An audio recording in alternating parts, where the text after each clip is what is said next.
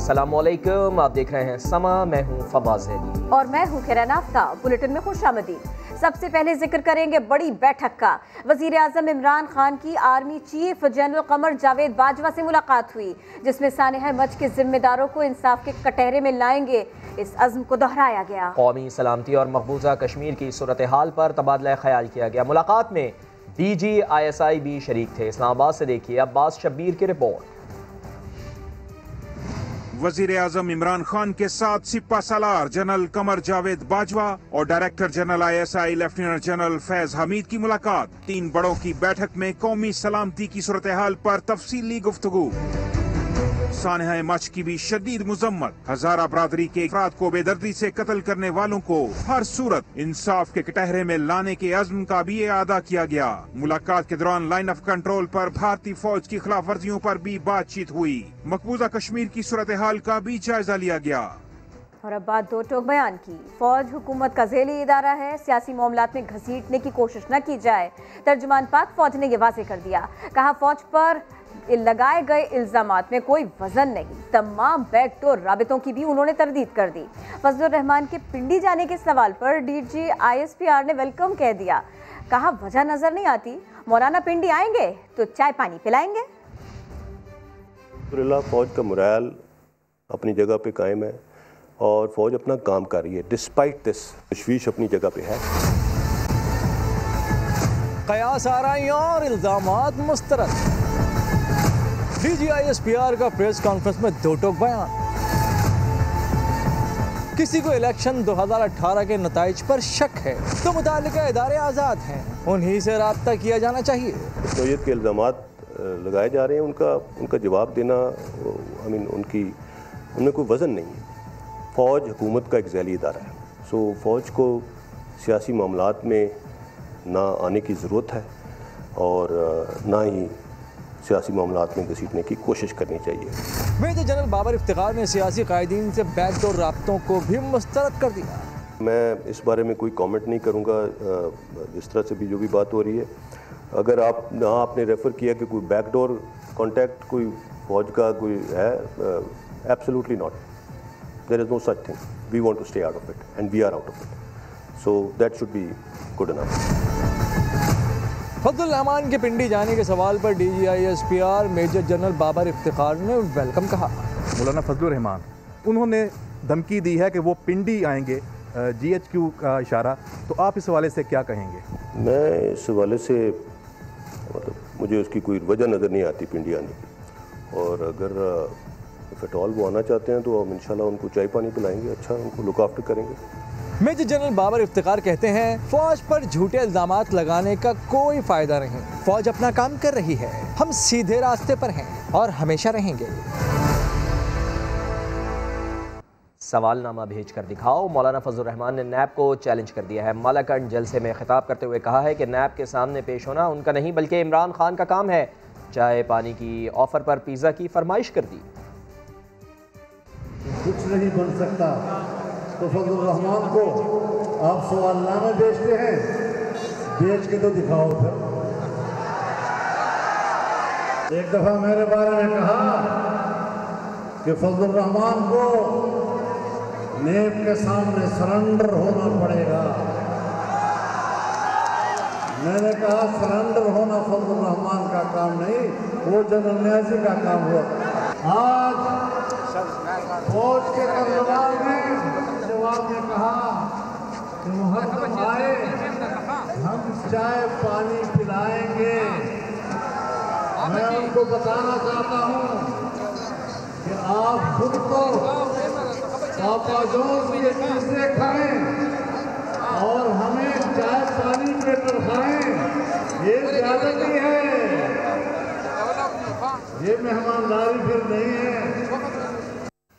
जबकि PP रहनुमा कमर जमान कायरा ने पिंडी जाने का बयान को फजलुर रहमान की जाती राय करार दे दिया। कहते हैं PTM के जुलूसों में कोई कुछ भी कहे, जरूरी नहीं सब तस्लीम करें। बाबर अवान बोले, फजलुर रहमान बताएं इतनी जायदाद कहां से आई? इस बात का जो फैसला करेगी कि लॉन्ग मार्च इस्लामाबाद की तरफ किया जाए या लॉन्ग मार्च रावलपिंडी की तरफ किया जाए। मुझे उसकी कोई वजह नज़र नहीं आती पिंडी आने की, और अगर इफ एट ऑल वो आना चाहते हैं तो हम इंशाल्लाह उनको चाय पानी पिलाएंगे, अच्छा उनको लुक आफ्टर करेंगे। तर्जुमान पाक फौज की जानिब से चाय की पेशकश। पीपी रहनुमा कमर जमान कायरा फजलुर रहमान के दिफा में आ गए, बयान की वजाहतें देते रहे।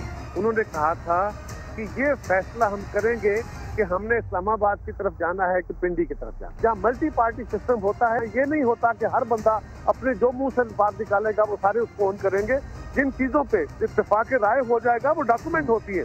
पीटीआई रहनुमा बाबर आवान बोले, पाक फौज की फंटास्टिक टी से मुतालिक पूरी दुनिया जानती है। नैब ने मौलाना से सिर्फ जायदादों का ही तो पूछा था। उन्होंने कहा कि आप बताइए आपके पास ये पैसे कहाँ से आए। आप तो कहते हैं आपके पास कोई झोंपड़ी भी नहीं है, तो ये आपके पास इतने घर अरबों रुपए। वो जवाब देने की बजाय कहते हैं कि मैं पिंडी आऊंगा। उधर DGI-SPR के बयान के बाद सोशल मीडिया पर टी वाज फंटास्टिक ट्रेंड करने लगा। हुक्मरान की वजह से मुल्क की मईशत तबाह हो चुकी, कौम हुकूमत से छुटकारा चाहती है। बिलावल भुट्टो की मलाकंड जलसे में हुकूमत पर तनकीद, कहा ये लोग हुकूमत चलाने के अहल ही नहीं, सेलेक्टेड को भगाएंगे, जमहूरी हुकूमत बनाएंगे। मलाकंड के अवाम को पता है कि ये तब्दीली वाले सिर्फ और सिर्फ झूठ बोलते हैं। जो भी वादा किया झूठ निकला। आपसे वादा कर रहा हूँ, हम मिलके इन कठपुतलियों को भगाएंगे। हमें इसको तब्दील करना पड़ेगा। उन्होंने पाकिस्तान की मईशत को तबाह कर दिया है। पाकिस्तान का इकोनॉमिक ग्रोथ रेट अफगानिस्तान और बांग्लादेश से भी बदतर। ये है इमरान का नया पाकिस्तान। इमरान खान ने उन शहीदों की लाशें को ब्लैकमेलर्स करार दे दिया। ये किस किस्म का इंसाफ है? ये किस किस्म का बुज़दिली है?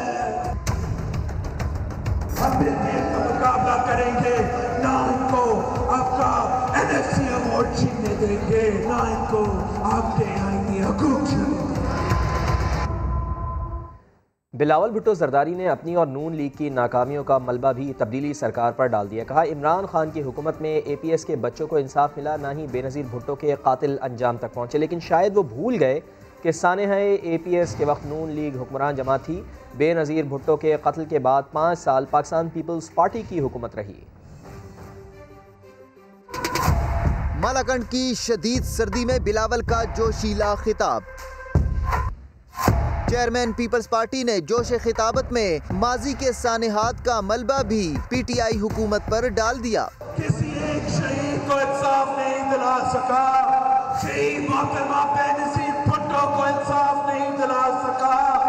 बिलावल भुट्टो जरदारी शायद भूल गए कि साबिक वजीर आजम के कत्ल के बाद विफाक में 5 साल उनकी और 5 साल नून लीग की हुकूमत रही। इस दौरान कातिलों को अंजाम तक क्यों नहीं पहुंचाया गया? बिलावल ने सानेहा APS में भी इंसाफ न मिलने का शिकवा किया। इस बुज़दिल इमरान की हुकूमत में हम अपने APS के बच्चों को भी इंसाफ नहीं दे सके। बिलावल शायद ये भी फरामोश कर गए कि APS सानेहा नवाज शरीफ के दौर में हुआ और अगले 4 साल भी नून लीग ही हुक्मरान रही, तो असल जिम्मेदारी तो नून लीग की बनती थी।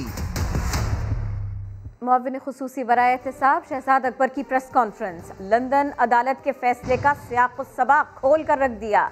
कहा नवाज शरीफ और मरियम नवाज महंगे महंगे वकला के बावजूद लंदन हाई कोर्ट ऑर्डर नहीं समझ पाए। ब्रॉडशीट कंपनी के मालिक ने इंटरव्यू में बताया कि नवाज शरीफ और मरियम नवाज हक़ाइक़ को घुमाते हैं।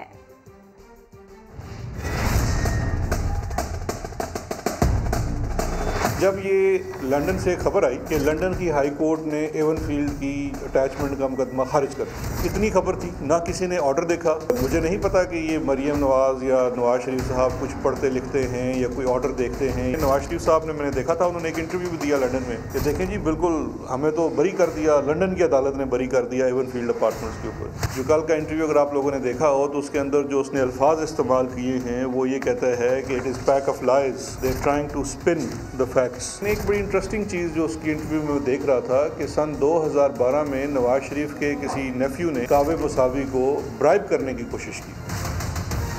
टोटल प्रोसीडिंग्स जो लंदन में हुई थी वो ये हुई कि वो चार्जिंग ऑर्डर ख़त्म हो गया, और ख़त्म इसलिए हुआ कि ब्रॉडशीट को उनकी पेमेंट होगी, लेकिन उस चीज़ को ऐसे स्पिन किया गया कि जैसे कौल मरियम के अल्हम्दुलिल्लाह और इंशाअल्लाह और वो बेगुनाह करार पाए। ये जो चीज़ बार बार दोहराई जाती है अकामे की कि जी सिर्फ अकामा, ये सिर्फ अकामे की बात नहीं है। अभी आपके सामने एक हालिया मिसाल मौजूद है ख्वाजा आसिफ की। ये अकामे की आड़ में पब्लिक ऑफिस होल्डर जो है वो अपने मनी लॉन्ड्रिंग को आसानी से कर पाता है। ये टोटल केस नहीं है ख्वाजा आसिफ के खिलाफ। ख्वाजा आसिफ के केस में मुख्तलिफ चीज़ें हैं, तमाम असासों का कोई मनी ट्रेल नहीं है। नून लीग के सीनियर रहनुमा एहसन इकबाल कहते हैं कि अब शहजाद अकबर और इमरान खान के इश्तिहारी होने का वक्त है। जब जराइम की फहरिस्त आएगी तो इन्हें मुंह छुपाने की जगह तक ना मिलेगी। अब तो ये शहजाद अकबर साहब और इमरान खान साहब के इश्तिहारी डिक्लेयर होने का वक्त है। हमारा वक्त गुजर गया, अब इनका वक्त आने वाला है, और जब कौम के सामने इनके जराइम की फहरिस्त आएगी, इनको कुर्रा अर्ज़ पे मुंह छुपाने की जगह नहीं मिलेगी, क्योंकि ये अपने आप को फरिश्ते कहते रहे हैं, और फरिश्ता कह के इन्होंने जिस तरह पाकिस्तान को लूटा है, जिस तरह पाकिस्तान के माफियाज़ की सरपरस्ती की है, जिस तरह पाकिस्तान के कौमी मफादात का सौदा किया है, जब उसकी तफसीलात कौम के सामने आएंगी, यकीन कीजिए कि ये कुर्रा अर्ज़ पे अपना मुंह नहीं छुपा सकेंगे। DGISPR ने भारत के 15 साल से जारी पाकिस्तान मुखालिफ प्रोपेगेंडे EU डिसइंफॉर्मेशन लैब का जिक्र भी किया। बताया भारत ने अक़वाम मुत्तहिदा की आंखों में भी धूल झोंकने की कोशिश की। EU डिसइंफॉर्मेशन लैब प्रोपेगेंडे की सबसे ऊंची सतह थी।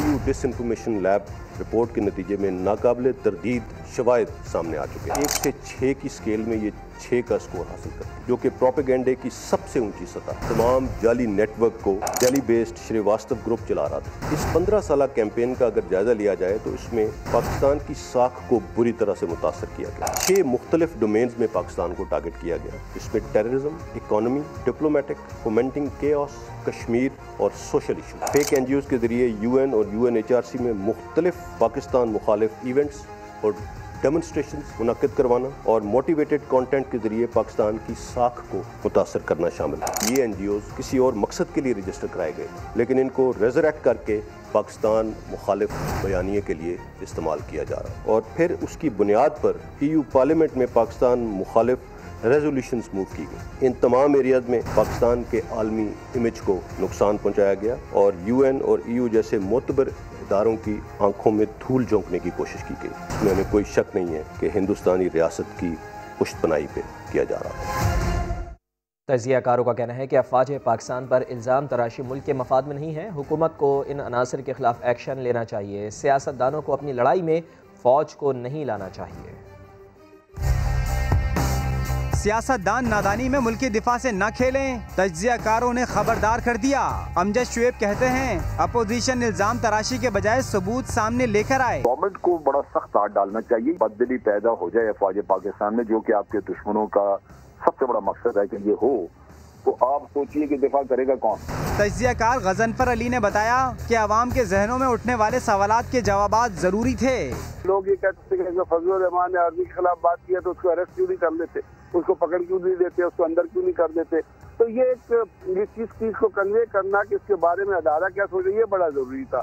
तज्जियाकार हारिस नवाज का कहना था कि दुश्मन पाकिस्तान को मुआशी तौर पर नुकसान पहुँचाना चाहता है। सीपैक के बाद इनको फिर प्रॉब्लम शुरू हो गई, क्योंकि दे डोंट वांट, खास तौर पे इंडिया को प्रॉक्सी यूज कर रहे हैं दूसरे मुल्क के, किसी तरीके से हमारा सीपैक कामयाब ना हो और हम इकोनॉमिक।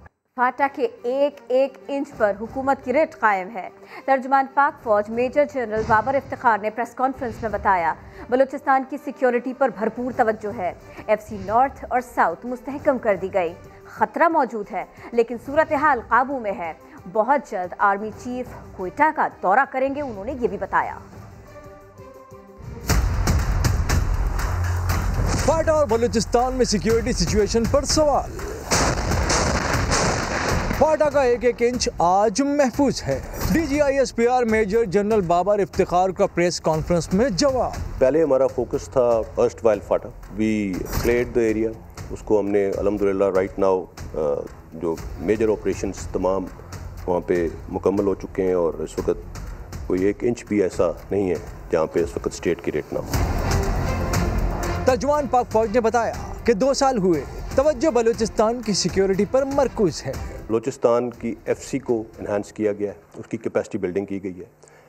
अब पहले पूरे बलूचिस्तान को एक FC हेडक्वार्टर देख रहा था, अभी 2 बलूचिस्तान FC नॉर्थ और FC साउथ बना दी गई है।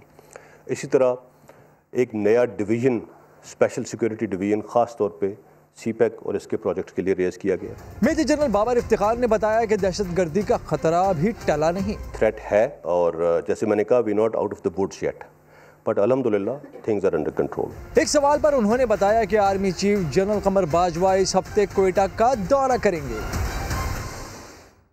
दहशतगर्दी के खात्मे से नौजवानों की तालीम और तरबियत तक पाक फौज ने मुल्क को मजबूत से मजबूत तर बनाने के लिए क्या इक़दाम किए, ISPR की डॉक्यूमेंट्री चिराग राह जारी कर दी गई है।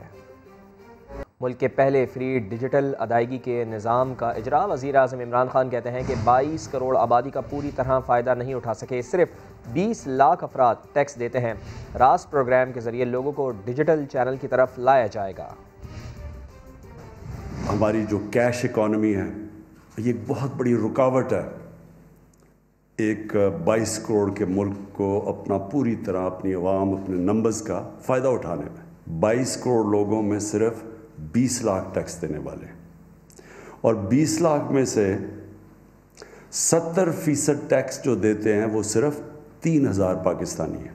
ये डिजिटल पाकिस्तान की तरफ जो एक बहुत बड़ा कदम आपने उठाया है, ये हमें कैश इकॉनमी से आहिस्ता आहिस्ता, जिस तरह एक आप आहिस्ता आहिस्ता किसी एडिक्शन से किसी को दूर करते हैं, तो हम भी कैश इकॉनमी से आहिस्ता आहिस्ता उस तरफ जा रहे हैं जिधर हम अपनी 22 करोड़ आवाम का फ़ायदा उठा सकते हैं। इसकी जो दूसरा बहुत बड़ा पहलू वो ये कि जो हमारा निचला तबका है उनको भी हम अपनी तरक्की के अंदर शामिल करें।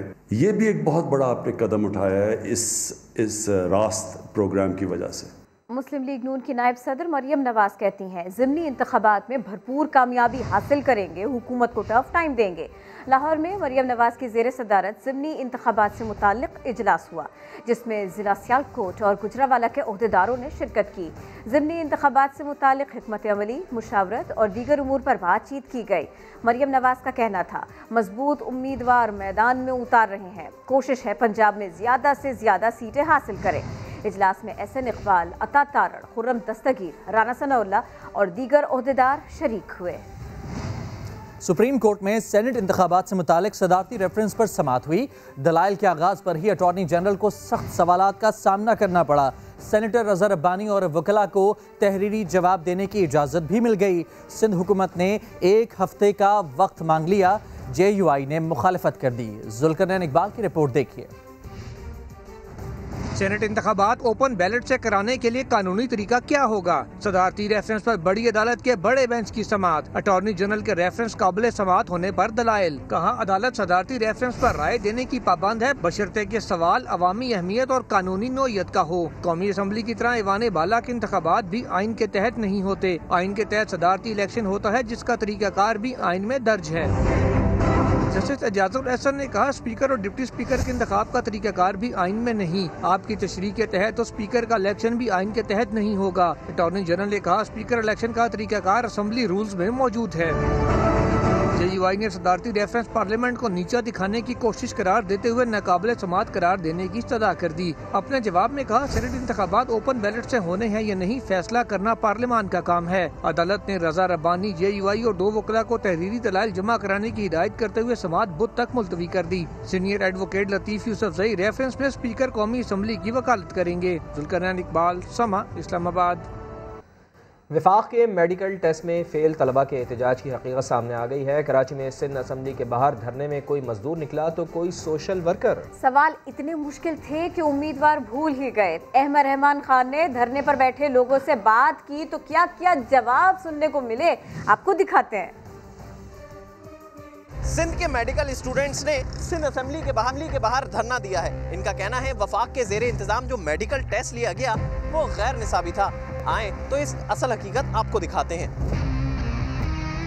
टेस्ट में क्या सवाल थे? मैंने नहीं दिया था। मैं समाजी वर्कर हूँ, मैं पढ़ा नहीं हूँ। टेस्ट में अपेयर भी हुए? मैं झूठ नहीं बोलूँगा। क्या सवाल थे, कोई याद है सवाल आपको? नहीं सर, वो इतने मुश्किल थे कि याद तो नहीं है मुझे। कोई एक सवाल तो बताए ना सर, इतना याद ही नहीं था अभी। हमने मुनक्किद किया है भूख हड़ताल की जो कैंप है 2 दिन की। कौन कौन से ऐसे सवाल आए जो आउट ऑफ सिलेबस हैं? देखिए सवालात तो कहाँ से टेस्ट दिया था आपने? भाई हम टेस्ट के लिए नहीं आए, ये सारे हमारे सिंध के जितने भी अपना शागिर्द हैं। नहीं, आपने टेस्ट दिया था? नहीं दिया? नहीं, हमने टेस्ट नहीं दिया भाई। हम एक मजदूर है, हम इनकी हमायत के लिए आए हैं। स्टूडेंट हमारे पास कोई भी नहीं। इसके बेटे अपेयर हुए थे, क्या नाम है उनका? फवाद। ये कहा जा रहा है ना गैर निसाबी सवाल थे। हाँ हाँ, एक सवाल तो बताएं। तो गैर मैंने वो तो नहीं पूछा, लेकिन उसने जब ये कहा, जब एक मेन चीज़ है ना, कोई सवाल एक ऐसा बता सकते हैं जो आपको याद हो कि वो गैर निसाबी था?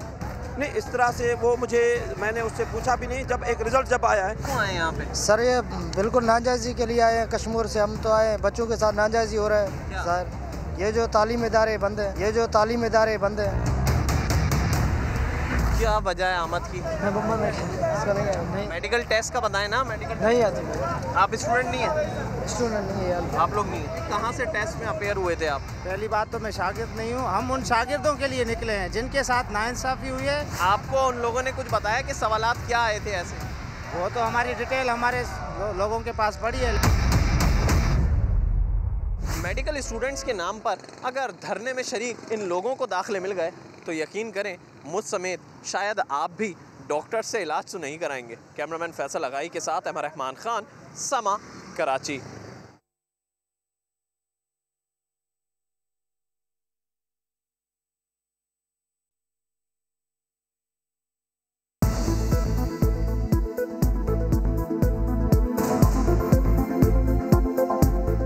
रावलपिंडी में शादी के 6 माह बाद लड़की का मुबैना कत्ल, लाश घर से मिली। पुलिस ने शौहर को गिरफ्तार कर लिया है। उमर बिन आसिफ की रिपोर्ट में मजीद जानते हैं। रावलपिंडी के इलाके ढोक चौधरिया में 6 माह कबल उरूसी जोड़ा पहनने वाली हुमैरा को कफन उड़ा दिया गया। 18 साल हुमैरा की अदनान से पसंद की शादी हुई, फिर लड़ाई झगड़े मामूल बन गए। मोहब्बत नफरत में बदली और अंजाम मौत। हुमैरा को पेट में गोली लगी और कमर से निकल गई। मकतूला के बाप ने वाक़े को कत्ल करार दे दिया। ये 2 महीने से बच्ची के तरीके मुझे धमकियाँ देता है, मैं तुम्हें मार दूंगा, और बच्ची को इसने मारा है। मुझे तो इंसाफ चाहिए, बस मुझे मेरे बच्ची के कातिल ये है जी। मुलजिम अदनान का बाप भी कत्ल के खदशे से इनकारी नहीं। उसने डराने के लिए किया होगा, डराने से हकीकत बन गई है। मकतूला के वालिद की दरख्वास्त पर कत्ल का मुकदमा दर्ज, मुलजिम अदनान को गिरफ्तार करके थाना एयरपोर्ट मुंतकिल कर दिया गया। वाक़या कत्ल का था या खुदकुशी का, पुलिस के मुताबिक इसका तयन फॉरेंसिक रिपोर्ट आने के बाद ही होगा। कैमरामैन राहील कुरैशी के साथ उमर आसिफ, समा, रावलपिंडी। लाहौर में ऑनलाइन टैक्सी ड्राइवर के कत्ल का ड्रॉप सीन हो गया। पुलिस के मुताबिक आखिरी सवारी लेने वाला ही ड्राइवर का कातिल है। रियाज अहमद की रिपोर्ट देखिए। लाहौर में online taxi driver Mohammad Ali के कत्ल का ड्रॉप सीन हो गया। पुलिस ने कातिल का सुराग लगा लिया। आखिरी राइड लेने वाला ही कातिल निकला। पुलिस के मुताबिक कातिल ताहिर जेरे हिरासत मुलजिम मोहसिन का दोस्त और वाक़ये के बाद से फरार है। मकतूल मोहम्मद अली ने 4 जनवरी की शाम शालीमार से राइड बुक की थी और अगले दिन सांदा के इलाके से लाश मिली। पुलिस का कहना है मुलजिम को जल्द गिरफ्तार कर लेंगे और गिरफ्तारी के बाद कत्ल की असल वजह सामने आएगी। रियाज अहमद, समा, लाहौर। और मुकदमा क्यों हारे, मुल्तान में मौक्कल ही वकील और भाई का कातिल निकला। पुलिस 4 रोज बाद मुल्जिमान तक पहुंच गई। आसिफ बलोच की रिपोर्ट देखिए। मुकदमा क्यों हारा, मौक्कल फिजान ने अपने ही वकील की जान ले ली। मुकदमा हारने की रंजिश पर मुलजिम ने अपने 3 साथियों की मदद से वकील साबिर कुरैशी और इनके बड़े भाई फाजिल कुरैशी को इनके घर में ही तशद्दुद के बाद कत्ल कर दिया। पुलिस ने 4 रोज की मेहनत के बाद अंधे कत्ल का सुराग लगाकर मरकजी मुलजिम फैजान को गिरफ्तार कर लिया। कवर अप बड़ा ड्रामाई अंदाज में करने की कोशिश की गई, जिसके अंदर मट्टी का तेल छिड़का गया बॉडी के ऊपर। इसके अलावा सिलेंडर खोला गया जो अंदर मौजूद था और रस्सी के ज़रिए उसको जलाने की कोशिश की गई, जो कि नहीं हो सकी। पुलिस की जानिब से दीगर मुल्जिमान की गिरफ्तारी के लिए छापे मारे जा रहे हैं। कैमरामैन अकमल खोकर के साथ आसिफ बलोच, समा, मुल्तान। उसामा सती कत्ल केस की जुडिशल इंक्वायरी मुकम्मल, 5 अहलकार कसूरवार करार। दहशतगर्दी की दिफात के तहत मुकदमा चलाने की सिफारिश कर दी गई। नूरुल अमीन दानिश की रिपोर्ट देखिए। बेगुनाह नौजवान उसामा सती का इस्लामाबाद में अंधोनाक कत्ल। जुडिशल इंक्वायरी रिपोर्ट में दूध का दूध पानी का पानी हो गया। ATS के 5 एहलकार कसूरवार निकले। मुलजमान के खिलाफ इंसदादी दहशतगर्दी एक्ट 1997 के तहत मुकदमा चलाने की सिफारिश। जुडिशल इंक्वायरी रिपोर्ट में कहा गया है कि मुतलका SP और DSP ने भी गैर जिम्मेदारी का मुजाहिरा किया, उनके खिलाफ भी कार्रवाई की जाए। Judicial inquiry additional deputy commissioner Rana Mohammad Waqas ने की। रिपोर्ट वजारत दाखिला में जमा करा दी गई। रिपोर्ट में मजीद कहा गया है कि ATS एहलकारों की तैनाती कारकर्दगी और माहिर नफ्सियात की राय की बुनियाद पर होनी चाहिए। रिपोर्ट के मुताबिक पुलिस मॉनिटरिंग का निजाम कमजोर है। वायरलेस रिकॉर्ड अहम शवाहिद होता है। IG निजाम की बेहतरी के लिए इकदाम करें। रिपोर्ट में ये भी कहा गया है कि ATS एहलकारों को फोर्सेज के साथ मिलकर काम करने की इजाजत नहीं होनी चाहिए। एहलकारों की खिदमत SP की मंजूरी के बगैर भी नहीं ली जानी चाहिए। वफाकी हुकूमत का पेंशन बिल 500 अरब रुपए तक पहुँच चुका है। शकील अहमद से तफसीलात जान लेते हैं। शकील साहब, क्या आदाद-ओ-शुमार सामने आए, बताइए। देखिए फवाद, पेंशन बिल जो है एक बम की शक्ल इख्तियार कर गया है। 10 साल में 90 अरब से बिल बढ़कर 500 अरब तक पहुंच गया है। हुकूमत ने प्राइवेट फर्म की खिदमत देने का फैसला किया, जो ये अंदाजा लगाएगी कि अगले 30 साल में कितना फंड दरकार होगा, और इस हिसाब से अगर फंड चलता रहा तो तकरीबन 15,000 अरब दरकार होंगे। पेंशनर्स की तादाद 18 लाख से तजावुज कर चुकी है, जबकि रेगुलर मुलाजमीन जो है वफाकी उसे 13,60,000 हैं। हुकूमत का ये ख्याल है कि प्रोविडेंट फंड, मेडिकल समेत जितनी भी सहूलियात उनका अंदाजा लगाया जाएगा, और फर्म से 25 जनवरी तक दरखास्तें तलब की गई हैं, और अगले 6 माह में काम मुकम्मल करके हुकूमत को रिपोर्ट पेश की जाएगी, जिसकी बुनियाद पर फिर पेंशन का जो फरसुदा निजाम है उसको तब्दील करके। बहुत शुक्रिया आपका शकील अहमद। और अब ये खबर कि नेपरा ने मुल्क गिर बिजली ब्रेकडाउन का सख्त नोटिस लेते हुए तहकीकात का ऐलान कर दिया है। ब्रेकडाउन की वजूहात और हकायक जांचने के लिए आला सतह की कमेटी भी तश्कील देने का फैसला कर लिया गया है। इस्लामाबाद से वहाब कामरान की रिपोर्ट देखिए। मुल्क में बिजली ब्रेकडाउन क्यों हुआ, नेपरा का मामले की तह तक जाने के लिए कमेटी तश्कील देने का फैसला। कमेटी 9 जनवरी की रात को होने वाले मुल्क गिर पावर ब्रेकडाउन की वजूहात और हक़ायक़ का तयन करेगी। तहकीकाती कमेटी नेपरा माहिरीन और प्राइवेट इंजीनियर्स पर मुश्तमिल होगी। कमेटी मुस्तकबिल में ऐसे वाक़यात की रोकथाम के लिए तजावीज़ भी पेश करेगी। दूसरी जानिब बिजली ब्रेकडाउन के बाद गैर एलानिया लोड शेडिंग के आफ्टर शॉक्स जारी। इस्लामाबाद, लाहौर, कराची, मुल्तान समेत मुल्क के तमाम छोटे बड़े शहरों में लोड मैनेजमेंट प्लान पर अमल दरामद। 3 से 6 घंटों की लोड शेडिंग होने लगी। वजारत तवानाई हुक्काम के मुताबिक न्यूक्लियर और कोल पावर प्लांट से पैदावार शुरू न होने के बायस शॉर्टफॉल 3000 मेगावाट हो गया। बिजली की तलब 12,000 और पैदावार 9,000 मेगावाट है। सूरत हाल में जल्द बेहतरी के लिए कोशिश हैं। वहाब कामरान, समा, इस्लामाबाद। नेपरा ने माहाना फ्यूल प्राइस एडजस्टमेंट की मद में बिजली 1 रुपया 6 पैसे फी यूनिट महंगी कर दी। सारिफीन पर 8 अरब रुपए से जायद का इजाफी बोझ पड़ेगा। नेपरा के मुताबिक कीमत अक्टूबर और नवंबर की फ्यूल प्राइस एडजस्टमेंट की मद में बढ़ाई गई है। सारिफीन से इजाफी वसूलियाँ रवा माह के बिलों में की जाएंगी। के इलेक्ट्रिक के सारिफीन पर कीमतों में इजाफे का इतलाक नहीं होगा। पाकिस्तान में फरवरी से कोरोना वैक्सीनेशन शुरू हो जाएगी। मुआविन खुसूसी डॉक्टर फैसल सुल्तान ने नया दिन में कौम को खुशखबरी सुना दी। तो जनाब, मौसम की बात कर लेते हैं। सवात की वादी कालाम में बर्फबारी के बाद सयाहों की एक बहुत बड़ी तादाद खिंची चली आई है। ओशो जंगल में मंगल का समा है। शहाबुद्दीन की रिपोर्ट देखिए। फलक बोझ पहाड़ों के बीच ऊंचे नीचे दरख्तों में घिरा ये है वादी कलाम का ओशो जंगल। बर्फबारी के बाद जंगल में मंगल का समा है। मुल्क भर से आए सयाह एक दूसरे पर बर्फ के गोले बरसाकर खुशी का इजहार कर रहे हैं। इलाकाई रक्स करके महफिल गरमा रहे हैं। मुझे यहाँ पे आके बहुत मजा आ रहा है। हम लोग यहाँ पे बर्फबारी देखने आए थे। यहाँ पे बहुत प्यारे पहाड़ है, बहुत मजा आया। मैंने तो सबके मुंह पे मारा है और मुझे सर्दी से बचने के लिए सयाहों ने आग जलाई, गर्मा गर्म चाय की चुस्कियां लगाई। कमाल का व्यूज है, मौसम बहुत अच्छा है, ठंड बहुत ज़्यादा लग रही थी, इसलिए हम आग के पास बैठे हैं, चाय से लुत्फानंदोज हो रहे हैं। ठंडी ठंडी बर्फ है, गरम गरम आग है, गरम गरम चाय, फुल हम इंजॉय कर रहे हैं। सयाहों ने वादी के दिल फरेब नज़ारों को कैमरे की आंख में भी महफूज किया। कैमरामैन फरजन अली के साथ सैयद शहाबुद्दीन, समा, Swat. Pakistan south Asian games की मेज़बानी करेगा। वज़ीर आज़म ने ग्रीन सिग्नल दे दिया है। तफसीलात जान लेते हैं। नुमाइंदा खुसूसी अब्बास शबीर हमारे साथ मौजूद है। अब्बास शबीर, ये तो बड़ी अच्छी खबर है।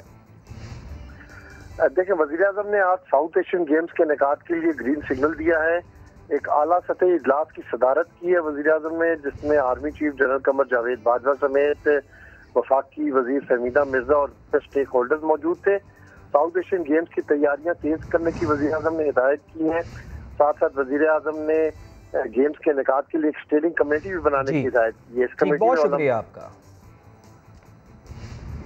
खेल कूद और शरारतों के दिन जिंदगी में सिर्फ एक बार आते हैं, यानी कि बचपन में, लेकिन कराची के विंटरलैंड आने वाले बड़ों ने इस बात को गलत साबित कर दिया। रेहान अहमद की रिपोर्ट देखिए।